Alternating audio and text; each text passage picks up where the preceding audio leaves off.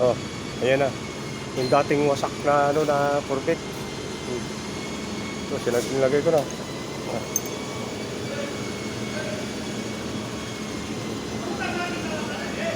sa lahat. Buo na siya.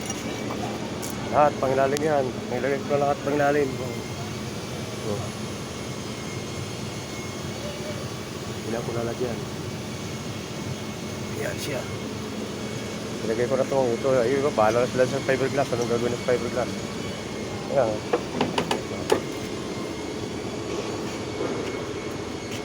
Kung wasak dati.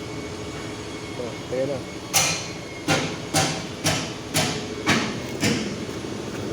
Pati sa bubong niya, dati ito, dito, nakagano, no?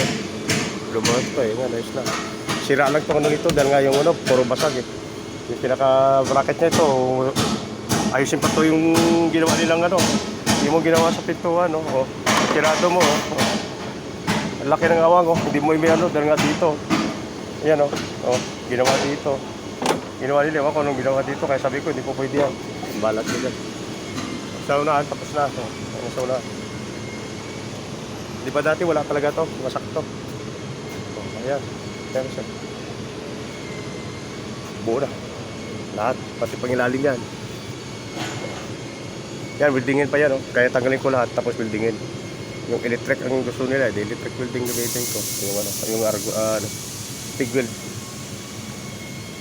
Bibili daw eh. Ito malaki to, tingnan mo. Oh. Tingnan mo malaki, di ba? May pag ginano yan, yan. Kaya dapat ba ano sa dito? Yan sa ano. Yan. Buo na siya. Ano siya? Kita nyo na. Ay, yung pinder lang siya dito. Lagay lang dito pinder. Kasi ito, ayusin pa to nila eh. Fiberglass daw, iba ko. Yung gagawin na dito. Ayan. Buo nila sa likod ng fiberglass yan. Pero ang sa chassis, lahat tapos lahat. Ayan na siya. Yung dating wasak na wasak. Kita nyo na. Una siya. Tanggalin ko pa ito bulat. Dahil pintura niya sa loob. For the meantime lang yan. Ayan. Una siya. Ayan. Ayan. Alignment siya. Tama na. Kita nyo na. Ayan. Sa likod niya. Buo na. Ito lang, ilagay ko lang dahil nga ano. Gusto rin ilagay, ilagay ito. Fiberglass na. Mga sina, mga kalodi, mga ano dyan.